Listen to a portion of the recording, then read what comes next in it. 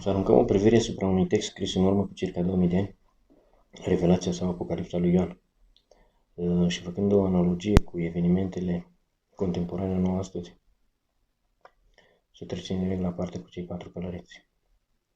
Primul călăreț. Am văzut că mi-l a rupt primul din cele 7 sigilii și am auzit-o pe una dintre cele 4 ființe vii, spunând cu glas ca de tunet: vină.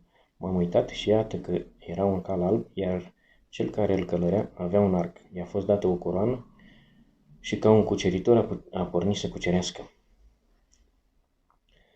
Problema acestei traduceri este că în origine acest text a fost scris în limba greacă, iar traducerea în română nu este întocmai în exactitate, în concordanță cu sensul real, probabil întrucât putem găsi și alte sensuri ale unor cuvinte cheie din acest text. De exemplu, avem cuvântul arc, care este traducerea cuvântului toxon. Cuvântul grecesc toxon înseamnă în aceeași măsură și arc și săgeată sau săgeți, întrucât săgeată este o exprimare în modul generic. Ba chiar putem spune săgeți otrăvite, plecând de la sensul cuvântului toxicon, care descrie săgeți înmuiate în otravă. Însă în greaca veche, cuvântul otravă se spune farmacon. Deci toxicon ar însemna săgeată cu farmacon, adică săgeată cu otravă. Farmacon la rândul său înseamnă leac, otravă sau medicament. Deci putem spune în final că toxicon, cuvântul inițial, ar putea fi tradus cu săgeți cu leac sau săgeți cu medicamente. Apoi găsim cuvântul Stefanos, tradus în românește cu coroană. Stefanos face referire la o coroană în sensul de ornament, de formă, și nu la coroana pe care o poartă pe cap conducătorii. Acest cuvânt în greacă fiind stemă. Apoi avem cuvântul Nikao, tradus aici cu cuceritor.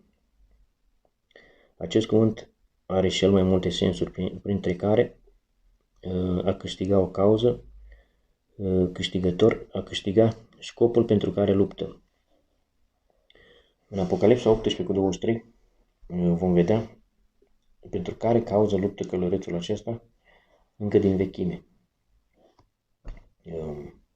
Să vedem textul cu sensurile care erau ascunse prin vechea traducere. Și m-am uitat și iată un cal alb, și cel care ședea pe el avea săgeți cu leacuri sau săgeți cu medicamente și s-a dat lui o coroană și a pornit ca un câștigător ca să câștige cauza pentru care luptă.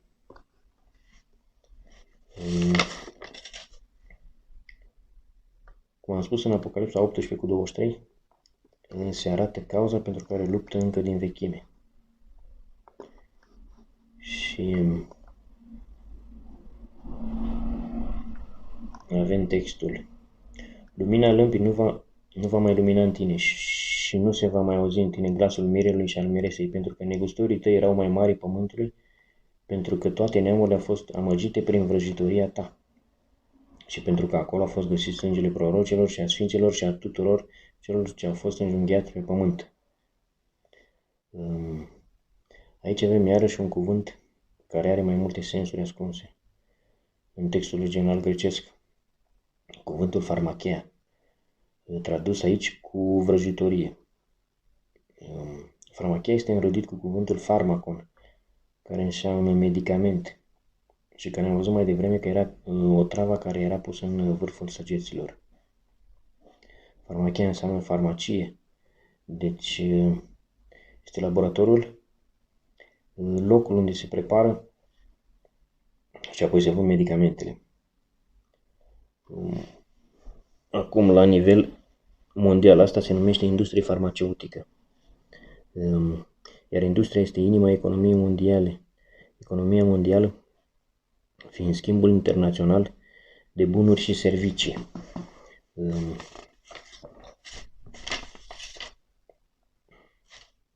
Cine domină economia mondială?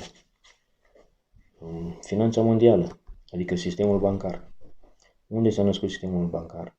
Sistemul bancar s-a născut în Babilon, iar toată economia mondială dezvoltată de el se numește Babilonie. În Apocalipsa 18:12 se spune că această cetate Babilon, care în timp și-a schimbat locul și identitatea, amăgea toate neamurile prin vrăjitoria sa, prin farmacheia, adică prin produsul industriei farmaceutice. Deci avem Babilonia, care este economia mondială și care printr-o ramură ei industria farmaceutică, identificată cu călărețul de pe calul alb, luptă prin farmacheia, adică medicamente cosmetice alimentare. Călărețul stă pe un cal alb, care este vehiculul sau vectorul călărețului. Vectorul industriei farmaceutice este sistemul sanitar global, care astfel se identifică cu calul alb. Industriei farmaceutice i s-a dat o coroană și săgeți cu medicamente pe care le vehiculează prin sistemul sanitar ca să-și câștige cauza pentru care ea luptă.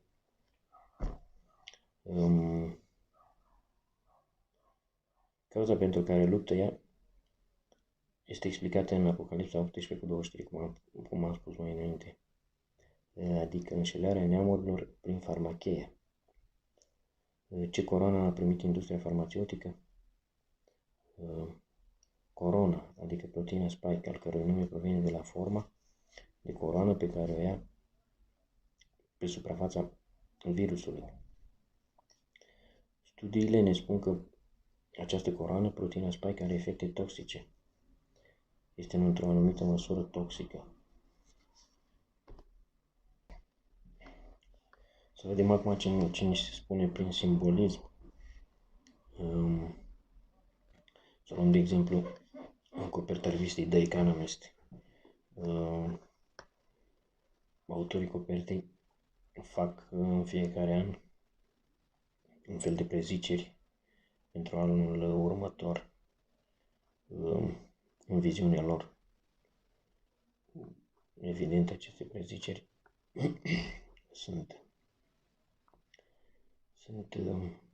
autorii acestor preziceri sunt cu totul alții decât cei ce apar în mod oficial. Să luăm coperta revistei din 2019, care de fapt vine redactată în anul 2018 și arată cum va fi lumea în următorul an, în 2019. Vedem în imagine cei 4 călăreți ai Apocalipsei, iar cel ce are coroana pe cap are și o mască chirurgicală la gură. Vedem un telefon cu un codice QR. Vedem pangolinul, animalul despre care specialiștii au spus că a făcut posibil saltul de specie al virusului de la liliac la om.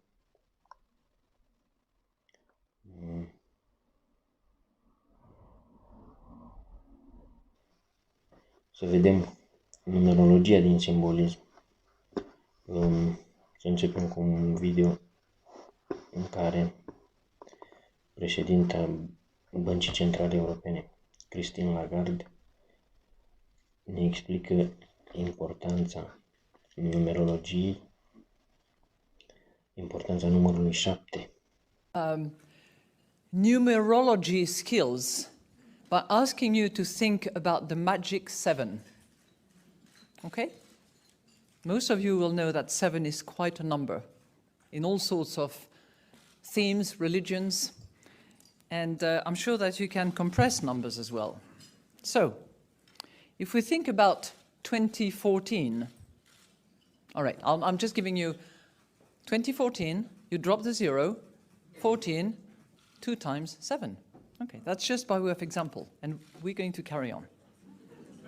So 2014 will be a milestone and hopefully a magic year in many respects.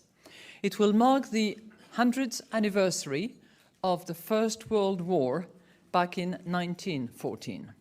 It will mark the 70th anniversary, 70th? anniversary, drop the zero, 7, of the Bretton Woods Conference that actually gave birth to the IMF. And it will be the 25th anniversary of the fall of the Berlin Wall. 25th. Okay.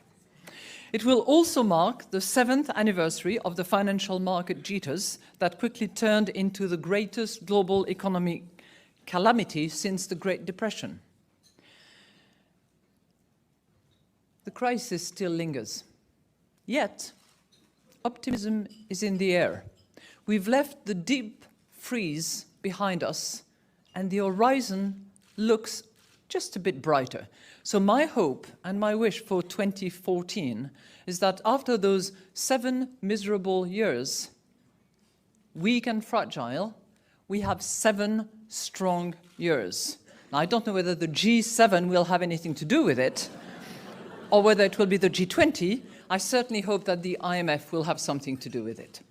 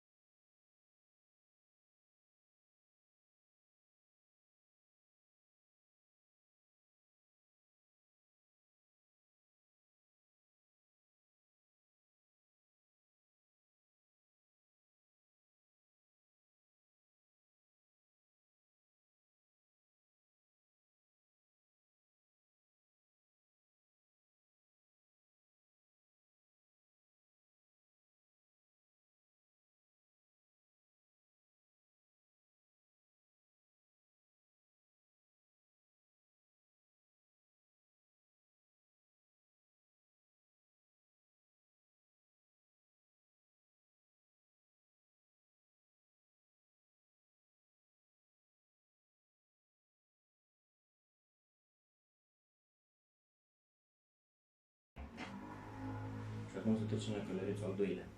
Călărețul al doilea și calul roșu ca focul. Și când a deschis pe cetea a doua, am auzit zicând, pe a doua ființă, vino și vezi. Și a ieșit un alt cal, roșu ca focul, și celui ce ședea pe el s-a dat să ia pace de pe pământ, ca oamenii să se junghe între ei, și o sabie mare i s-a dat. Ca întotdeauna sabia simbolizează conflictul și războiul. Calul roșu este vehiculul acestui conflict de război. Deja avem un conflict care a început cu un cal roșu, cu o armată roșie, care probabil se va extinde folosind alte armate roșii.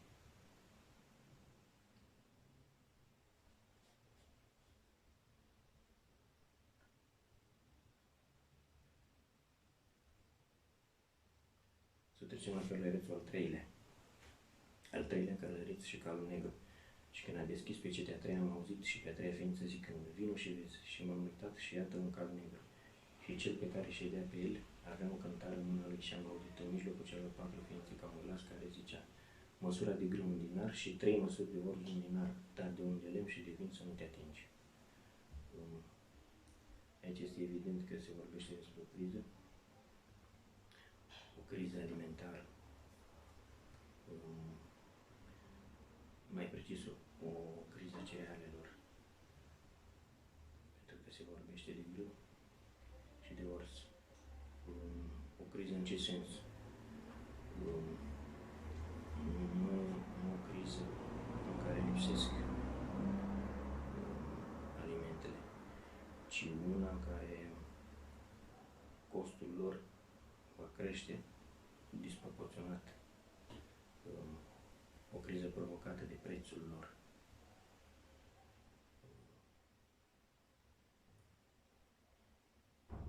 Și ultimul călăreț, al patrulea călăreț și calul galben vânat. Și când a deschis pecetea a patra, am auzit glasul ființei a patra zicând: vino și vezi. Și m-am uitat și iată un cal galben vânat și numele celui ce ședea pe el era moarte. Și iadul se ținea după el și li s-a dat lor putere peste a patra parte a pământului ca să ucidă cu sabie și cu foamete și cu moarte și cu fiarele de pe pământ. Aici este evident că al patrulea călăreț și cal sunt consecințele și efectele primilor trei.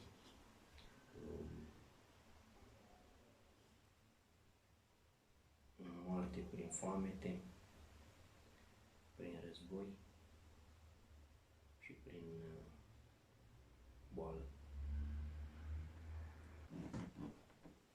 Tot pe coperta revistei The Economist, cea din 2011, vedem printre altele în partea de jos, în dreapta jos, vedem în limba engleză cuvintele război, Rusia. Eu în acea vreme această copertă am interpretat-o greșit, crezând că acest război va începe la sfârșitul acelui an, numai că și aici este vorba despre un joc numeric 20-20, în simbolul 0 este 0, ceea ce vrea să spună că previziunile se fac pentru 2022. Și în afară de război vedem aici, găsim cuvântul recesiune,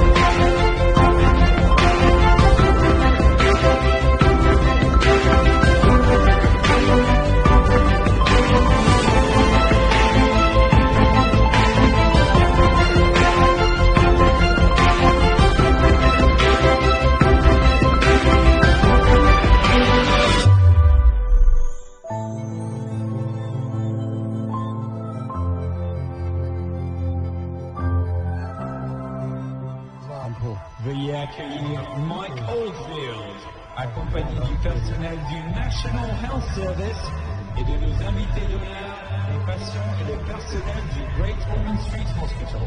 Please welcome Mike Oldfield and the staff of the United Kingdom National Health Service and our very special guest this evening, patient and staff of Great Ormond Street Hospital.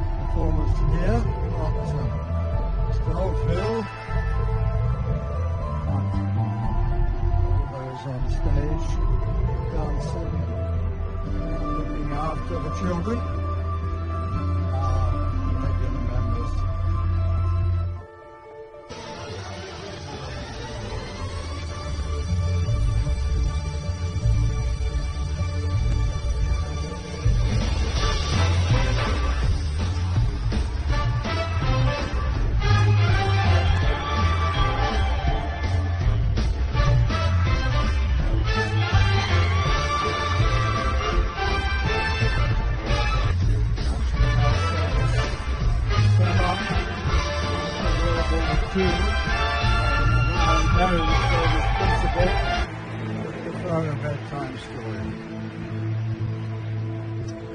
Of all delectable islands, Neverland is the snuggest. It's not large and sprawly, you know, with boring distances between one adventure and the next. It's nicely crammed. When you play at it by day, with the table and chairs, it's not a bit frightening. But in the 2 minutes before you go to sleep, it is real.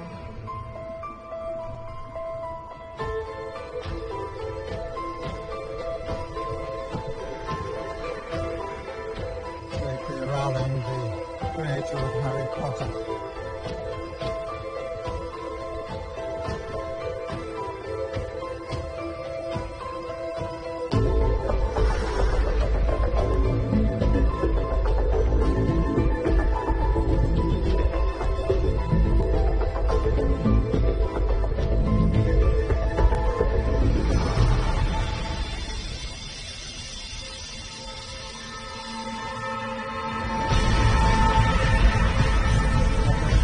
Some of the great villains that give us little traps. Children.